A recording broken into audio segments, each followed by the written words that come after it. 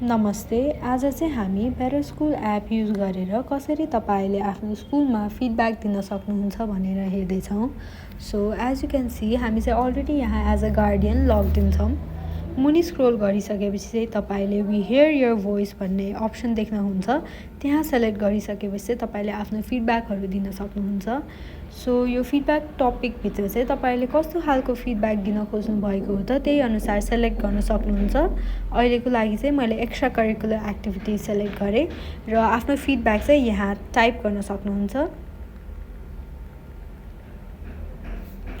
Type गरिसकेपछि send feedback बटनमा थिच्नु भएपछि चाहिँ तपाईँको फिडब्याक सेन्ड सक्सेसफुल्ली भनेर नोटिफिकेसन आउँछ। त्यसपछि चाहिँ हामी एडमिन ड्यासबोर्डमा हेर्छौँ है त।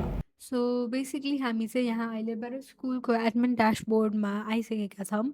यहाँ चाहिँ ड्यासबोर्डमै तपाईँले राइट साइडपट्टि चाहिँ पेन्डिङ फिडब्याक सेक्सन देख्न सक्नुहुन्छ र यहाँ मैले भर्खरै एड गरेको फिडब्याक पनि टपमा आइसकेको छ। सो यहाँ सी अल गरिसकेपछि चाहिँ तपाईँले डिफ्रेन्ट सेक्सन अनुसार लाइक पेन्डिङ रिभ्युजहरू चाहिँ यहाँ देख्न सक्नुहुन्छ। त्यही अनुसार if any review is under review यहाँबाट हेर्न सक्नुहुन्छ। इन प्रोग्रेस, रिजल्भ, डिसमिस्ड र अल बेसिकली तपाईँले यहाँबाट हेर्न सक्नुहुन्छ। सो यहाँबाट पनि बेसिकली हामीले फिल्टरहरू डिफ्रेन्ट अप्लाई गरेर चाहिँ हेर्न सक्छौँ कस्तो खालको फिडब्याक हो भनेर। सो फर इक्जाम्पल अघि भर्खरै मैले इसिएमा फिडब्याक दिएको थिएँ। सो इसिए क्लिक गरिसकेपछि चाहिँ हाम्रो फिडब्याक यहाँ देख्न सक्छौँ।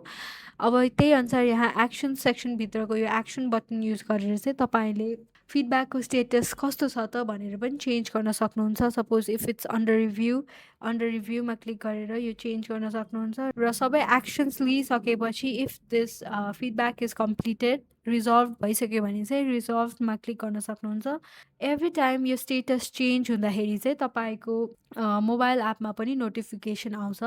यसरी तपाईँले बेटर स्कुलको हेल्पले पेरेन्ट्स र स्कुल बिचको कम्युनिकेसन ग्याप पनि फिल गर्न सक्नुहुन्छ र फिडब्याकहरू दिएर त्यही अनुसार एक्ट गरेर चाहिँ आफ्नो स्कुललाई पनि बेटर बनाउन सक्नुहुन्छ। Thank you.